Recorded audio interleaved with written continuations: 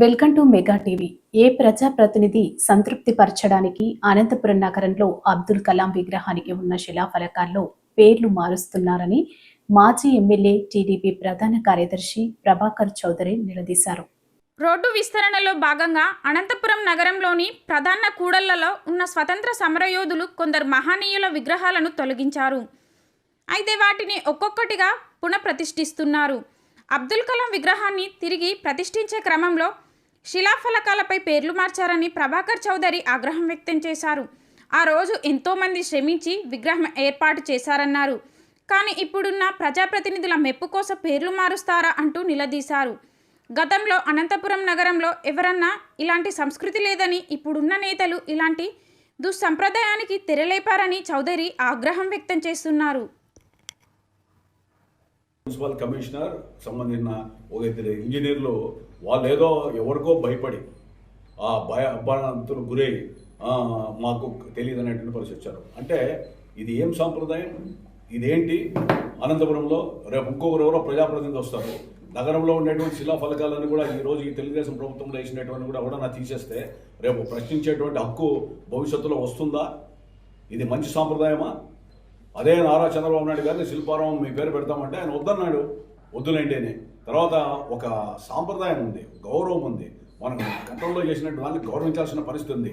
ఇదే శిల్ప ఫలకాల వల్ల నాకు నష్టం జరగలేదు, నా ఎవరి మీద ఖర్చుతో చేసేటువంటి దుశ్చర్య నిజంగా ఇది మంచి సాంప్రదాయం కాదు. దీనివల్ల నష్టపోయేదని అంటే ప్రజల్లో ఒక దుస్సాంప్రదాయాన్ని నెలకొల్పిన వాళ్ళు అవుతారు. గతంలో ఎప్పుడు కూడా జరగలేదు. అనేక దశాబ్దాలుగా నీలం సంజీవ్ రెడ్డి గారి దగ్గర నుంచి, అదేవిధంగా తరుణ్ నాగిరెడ్డి గారి దగ్గర నుంచి ఇప్పటి వరకు చాలామంది ఎమ్మెల్యేలు కూడా వచ్చారు, ఎంపీలు వచ్చారు, ప్రజాప్రతినిధులు వచ్చారు. కానీ ఈ దుస్సాంప్రదాయాన్ని ఎవరు ఒడగట్లేదు. ఏమంటే పదే అధికారులు సార్ మాకు ఒత్తిడి అంటున్నాను. నేను అధికారులకు చెప్పాను, మీరు ఈ విధంగా చేస్తే నేను ఒక పార్టీలో ఉన్నా, నాకు క్రమశిక్షణ ఉంది కాబట్టి మౌనం వహిస్తున్నా, లేకపోతే మున్సిపల్ ఆఫీసులు ముట్టడి చేయగలము ప్రజా సంఘాల ద్వారా, అందరి ద్వారా. చనిపోయినటువంటి ఆ రోజు కోఆపరేట్ చేసిన వ్యక్తులది శిలాఫలకాలు పెట్టాలంటే దానికి నిస్సాయం అంటే వెంటనే ఈ యొక్క కమిటీ ద్వారా హైకోర్టును ఆశ్రయించడం జరిగింది. High court directions ఏమనిచ్చింది? జనవరి 8వ తారీఖు 60 రోజుల లోపల ఆ శిలాఫలకాలు మీరు విఘ్నించాలి, లేకపోతే చట్టరీత్యా చర్యలు తీసుకోబడుతుంది అనేటువంటి భావనతో ఈరోజు ఇచ్చారు. నిన్నటికి 60 రోజులు అయిపోయింది. ఈరోజు మున్సిపల్ అధికారులకి మీ ద్వారా తెలియజేస్తున్నా, జిల్లా కలెక్టర్ గారు కూడా తెలియజేస్తున్నా, మీరు ఎక్కడి తల ఎవడికో రాజకీయ నాయకుని తలవగితే అధికారం ఎవరికి కూడా శాశ్వతం కాదు, ప్రజాప్రతినిధులు కూడా శాశ్వతంగా ఉండలేడు. కొంతమంది అదృష్టం కలిసి వచ్చి ఆషాఢముద్దులు కూడా ఎమ్మెల్యేల సంఘటనలు చాలా సందర్భాల్లో చూశాం. మీరు అధికారులు, మీరు సర్వీస్లో ఉంటారు, మీరు నిష్పక్షపాతంగా నిజాయితీగా ఎప్పుడూ ఉండేటువంటి సాంప్రదాయాన్ని కొనసాగించండి.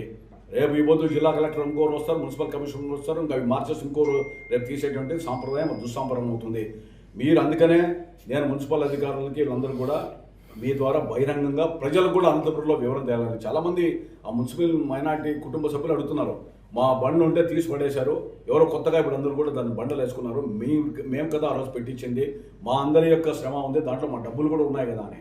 మరి ఆ విధంగా వ్యయం చేసి ఒక మంచి ఉద్దేశంతో మత సామరస్యం కోసం అక్కడ ఇక్కడ రెండు వర్గాల్ని సంతృప్తిపరిచి, సమాధానపరిచి, వాళ్ళని సమన్వయపరిచి సామరస్యంగా తీసుకున్న నిర్ణయాన్ని మీరు తిలోదకాలు ఇచ్చి ఏదో హడావుడిగా విగ్రహాల మీద పేర్లు వేసుకుంటామంటే ఈ అనంతపురం ప్రజలు క్షమించరు. ఎవరు కూడా ఈ ఊర్లో పుట్టి పెరిగిన విద్యావంతులు, మేధావులు, రాజకీయ పార్టీలు ఉన్నారు, ఇలాంటి ఎవరు హర్షించరు, ఆమోదించరు. ఇది మంచి సంప్రదాయం కాదు. ఇప్పుడైనా పద్ధతి మార్చుకొని మీరు చేయండి. పద్ధతి మార్చుకొని చట్ట ప్రకారం, ఏదో అధికారం అనేటువంటి శాసనం కాదు, ఏదో అధికారం ఉంది కదా అని చెప్పి ఇష్టం వచ్చినట్లు మీరు చేస్తే మరి అనేక విషయాల్లో నేను మళ్ళా ప్రజా చైతన్యం చేసుకోవాల్సిన అవసరం లేదా పరిస్థితులు నాకు కల్పించద్దని చెప్పి మీ ద్వారా కూడా తెలియజేస్తున్నా, అధికారులకు మనవి చేస్తున్నా. దయచేసి దీని మీద నిర్ణయం తీసుకోండి, లేకపోతే కంటెంప్ట్ కింద ఇమీడియట్గా మీ అధికారుల మీద పోవాల్సి వస్తుంది హైకోర్టులో. దానికి మీరు కోర్టు ధిక్కారణ కేసు మీ మీద వేయాల్సి వస్తుంది. ఇమీడియట్గా యథాస్థితిలో ఎవరైతే ఫ్లేక్స్ ఉన్నాయో ఆనాటివి మీరు ఒకటి తిరిగి పెట్టాలా. మున్సిపల్ కమిషనర్ గారు, జిల్లా కలెక్టర్ గారు, ఆ సంబంధిత ఇంజనీరు వీళ్ళందరూ కూడా ఎవరైతే ఆ రోజు అతిగా జోక్యం చేసుకున్నారు, ఎందుకంటే కమిషనర్ గారు కొత్తగా వచ్చారు, ఆ రోజు ఆయన ప్రమేయం లేదు, ఆనాడు ఇంజనీర్ ఇప్పుడు కూడా కొనసాగుతూ ఉన్నాడు. మీరు ముఖ్యంగా దీంట్లో బాధ్యులు కావాల్సి వస్తుంది. ఆర్ఎండ్బి అధికారులు అయితే మా దగ్గర ఉన్నాయని చెప్పి రాతమూలకంగా ఇచ్చారు, వాళ్ళు హ్యాండ్ ఓవర్ చేసే కూడా సిద్ధంగా ఉన్నారు.